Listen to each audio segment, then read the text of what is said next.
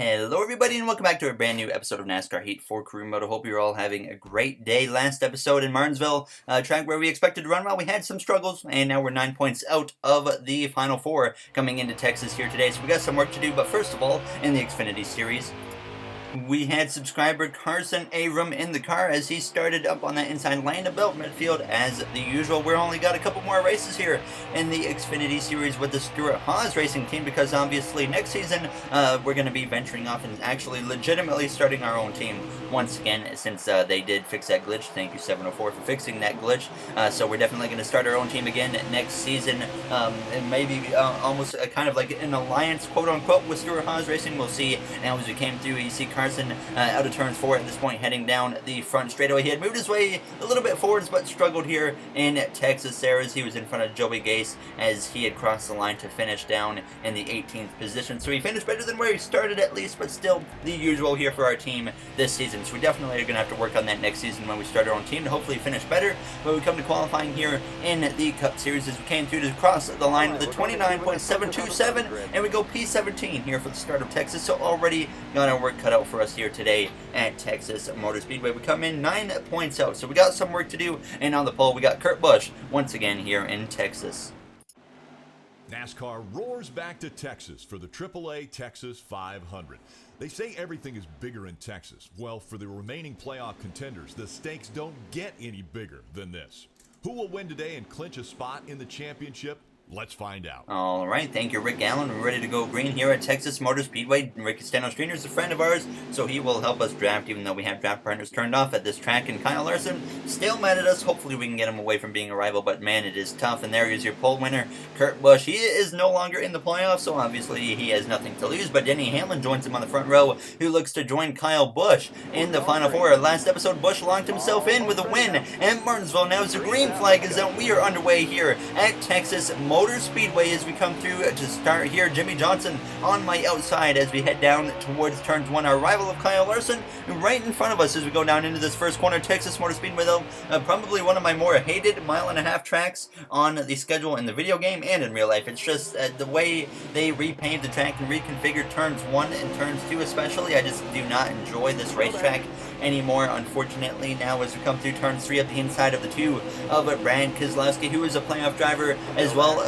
with us, as he is just like us on the outside looking in right now of that Final Four as we come through to complete the first and opening lap here at Texas Motor Speedway. Behind us we got the 24 of William Byron. We can come through now on lap 3, still running in about 15th or so here of the inside of Alex Bowman, so we were kind of struggling to move our way forwards, and Bowman had actually crossed me over, got to my inside at one point as I had moved forwards, passing Keselowski a little bit, but we had lost a bunch of momentum here as we came out of turn 2, going down the back straightaway. Keselowski gets back past, Tyler Reddick got past us, and now Ricky Stano Jr. passes me as we go down into turn 3, so dropping right back down to P15. But we would come through now out of turns 4 down the front straightaway. On lap 10 we had climbed it back to 13th, but the caution would actually come out, and it's actually from the pole sitter of Kurt Busch, who had actually had an engine failure. So we would come to the pit lane for 2 cans of fuel as well as 4 tires. You see a bit of a mixed strategy, but I decided to play it safe with the other playoff contenders here, hoping that this will pay off for us here in this first stage as we get ready to go green here from P26.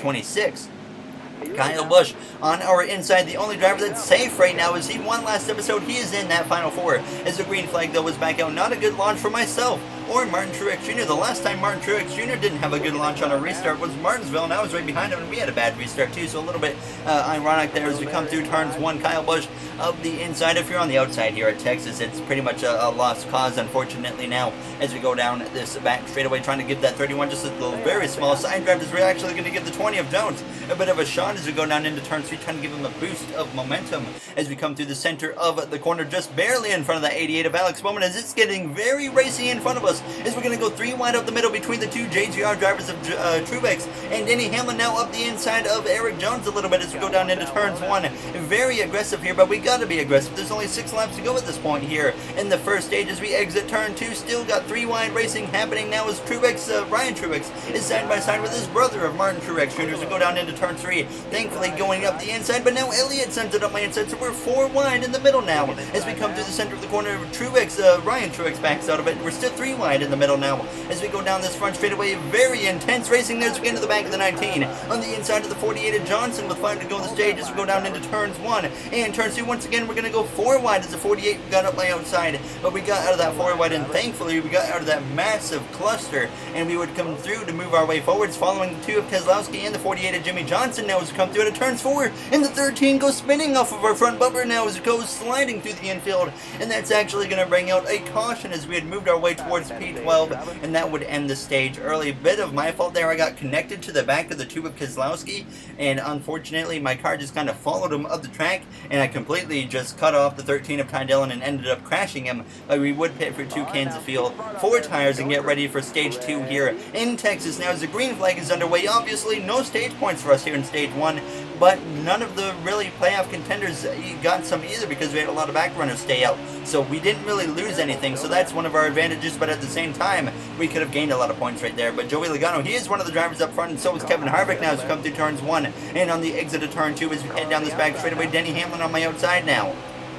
I could tell early on that we definitely had a lot more fight in this car than we did earlier this season at Texas Motor Speedway, so that was certainly a bit of a confidence booster as we cleared Keselowski through turn 3, and we're also ahead of Denny Hamlin as we exit turn 4, heading down this front straightaway behind the 21 of Menard. We're going to go up the inside of him as well, make it 3 wide with him for a brief moment with the 21 and the 95 of Matt DiBenedetto. Matt DiBenedetto obviously going to be taking over the 21 car in real life next season, but we're now up inside the top 10, passing Jimmy Johnson, who's certainly showing a good chunk of speed here today at Texas. We have seen Jimmy Johnson struggle so much this season in our career mode, and Johnson actually had gotten past me. He drove away. We came through to lap 5. Denny Hamlin had gotten to my inside. He got past me as our short run speed though was really struggling, and it was showing because now as we came through on lap 7, we were just dropping like a rock at this point. Chase Elliott had gotten up my inside as we went down into turns 1, so he had also made the pass, but after Elliott had passed me, we had started to get some more fight in the car as the run went longer, so we had actually gone back up the inside of the 9 of Chase Elliott as we went down into turn 3. We cleared him, and then the caution actually comes out here later in the second stage, and once again, mixed strategies, but this time we saw how that pit strategy worked in stage 1, so I decided this time we're staying out. We got to get whatever points we can, so now we're on the front row as the green flag is back out. 10 laps to go, going to be 9. Once we cross the line, myself and Ricky Stenhouse Jr. lead the way as we go down towards turns 1. Stenhouse won a handful of races ago, obviously, at Talladega Super Speedway. Obviously, he didn't make the playoffs, but that was career win number 3 for him. Now as we come through turns 1 and turns 2 towards the exit of the corner, heading down the back straightaway, Stenhouse is clear. Jones looks to my inside as we go down side by side as we actually back out to the throttle to get back down to the inside, because if I was on the outside there, it was going to be a lost cause. Now as we come through turns 3 and on the exit of turns 4, heading down this front straightaway, Jones looks to the inside of Ricky Stenhouse Jr. as we actually clip the grass a little bit there with 8 laps to go here in this second stage at Texas Motor Speedway. As we go down into turns 1, trying to get up the inside of Stenhouse, and sure enough, we came through on lap 16 down the back straightaway of the inside of Stenhouse, but Kevin Harvick had run us down. He was one of the drivers who pitted under that caution, so he is showing a lot of speed as we would clear Stenhouse, but Harvick, he would get up my inside as we came through now on lap 17. He would easily drive right on past me. He was flying. He would run down Eric Jones as well. He would pass Eric Jones. We would lose so much contact with those guys in front of us now as Joey Logano coming through to 2 to go on the stage, and once again just driven right on by me. So that's certainly a common consensus here today on the short runs. Drivers just blow right on by me when they especially have 4 tires, but even when we're on even tires, we struggle a lot on the short run. Now as we exit turn 2, heading down this back straightaway, trying to put a fight to Joey Logano here with 2 to go in the stage, but the caution actually comes out, and that would end the stage a lap and a half early, which I wasn't really complaining because that means we get P4 and get 7 points out of it. So obviously we would have to pit for 2 cans of fuel and 4 tires as well as we would get ready to start this third and final stage. I didn't really make any adjustments, but we get ready to go here for stage 3 from P4 here at Texas.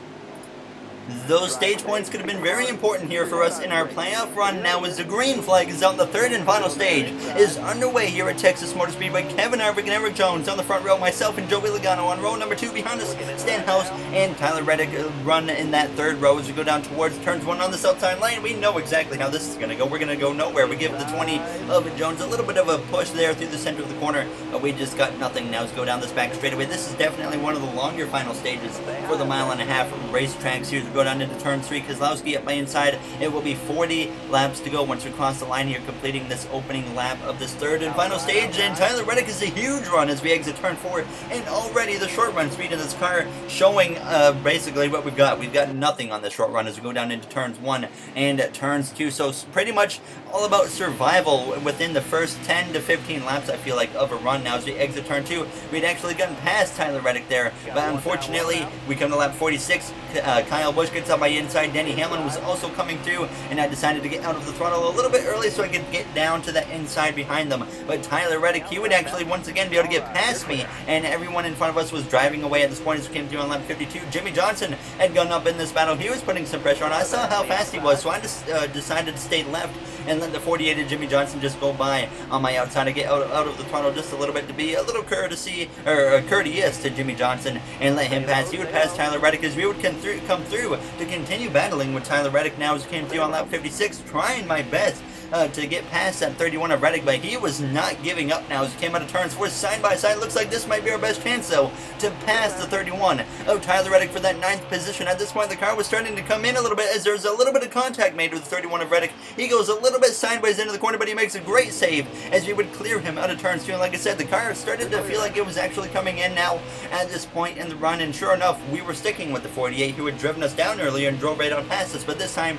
we were starting to reel him in a little bit, but we were pretty much having to run perfect to stick with them. You see on lap 62 now the tire icon had come in, so now we're starting to think about green flag pit stops, and I decided, okay, we might try to short pit here by a lap or so and see if we can gain some positions, a lot of track positions. Fresh tires is a lot here, so we decided we're going to make a call and come in about a lap or so earlier than the AI. As we get down to pit speed, no issues at all, so we would come down towards the pit box. It would be a 2 cans of fuel and 4 tire pit stop now as we come through hitting our pit box here at Texas. We've had more green flag pit stops here in the playoffs than we had in the whole regular season. I think we only had 1 or 2 in the regular season, and we've had like 2 or 3 here in the playoffs so far now, as it's a 15-second estimated pit stop here in Texas. But hopefully this short pit will get us the track position that we need, because every point is so important here in these final couple races before the cutoff here in this round of 8. Now as we would come through, exiting the pit lane, we would come through around turns 1 and turns 2. The AI had obviously come in and made their pit stops, and there you see Jimmy Johnson, Kyle Busch, and Kevin Harvick. We passed them, so we definitely gained some track position there as we closed in on the back of Denny Hamlin. So we're now up to P7 here with 21 laps to go at this point. Now as we came through, though, losing time to the cars up ahead as that short run speed still not there, but now behind us you can actually see the 31 of Tyler Reddick, who has gone spinning through the center of the corner, and I think that's turns 1 as Eric Almirola got into the back of him as well. There might have been turn 3. It was one of the corners, but either way, that brings out the caution all of a sudden here, which I didn't really want, but we would come to the pit lane to top off on fuel, and we'd get right back into the action because we didn't lose any positions here. We were running a P5 due to the pit cycle now as the green flag once again is back out. 15 laps to go here at Texas Motor Speedway. Keselowski and Jones on that front row as we go up the inside of the 11 of Denny Hamlin. Behind us we got Kyle Busch. We know obviously the short run speed today hasn't been good, so that was my biggest concern on this restart. Now as we go down this back straightaway side by side with the 11 of Hamlin, we would come through on the next lap. Hamlin had gotten past me, and you can see the car just pushing on the exit of the corner. Harvick had gotten to my inside. He would pass me, drop down now to P6 on lap 72, and continue to drop down because Kyle Busch and Jimmy Johnson had gotten to my inside. They had passed me, and now we had dropped down to P8, but we kind of settled out in P8. We had lost a lot of time here now on lap 85 laps to go, but we were kind of just running by ourselves. Now is once again, though, now the 12 of Ryan Blaney has trouble. He blows a right front tire, and that's going to bring out a late race caution here. He has blown tires 2 races in a row, which have brought out pretty late cautions, if I remember correctly, from Martinsville as well. So now all of a sudden we're going to overtime here from the 8th position here in Texas. Every point is going to be extremely important on this restart, setting us up for ISM Raceway at Phoenix now, as the green flag is back out. 2 laps remain here in overtime as we go down this straightaway towards turns 1, and we got Stenhouse on our inside. Really, the most important thing is getting to the inside as quickly as possible. Now as we come through the center of the corner, unfortunately, there's 1 position lost already. That's 1 point subtracted from our total. If we finish here as we go down this back straightaway in front of Elliott, we slow down just a little bit to get in behind the 17 of Stenhouse as we come through turns 3 and turns 4. Denny Hamlin leads the way out of turns 4 now as we head down this front straightaway up the inside of Kyle Busch, who obviously won his way into the Final Four at Martinsville in the last episode as we go 3 wide with Stenhouse and Kyle Busch going through the grass a little bit there as we're going into turns 1. We clear them both and move up into P7. Denny Hamlin in our career mode currently. Obviously, you guys know I keep track of driver statistics. Hamlin has 39 career wins. If he wins this race here on this final lap, it will be career win number 40 for Denny Hamlin, and it might be a huge win for him, which would put him into the Final Four as we look up the inside of Brad Keselowski through turn 3 and turns 4 for the final time. Denny Hamlin leads the way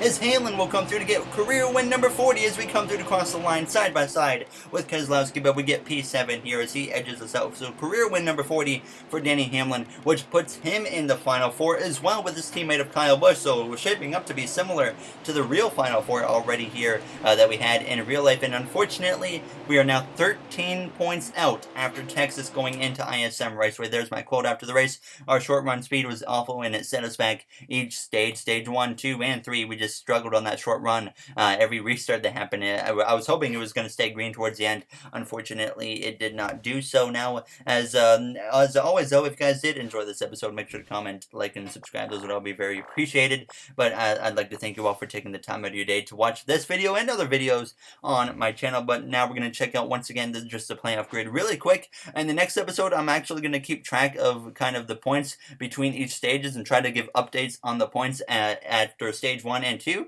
so we get a little bit better of an idea what's going on. But there it is, 13 points out. We got work to do at ISM. So I'll see you guys in the next one. Have a great day, everybody.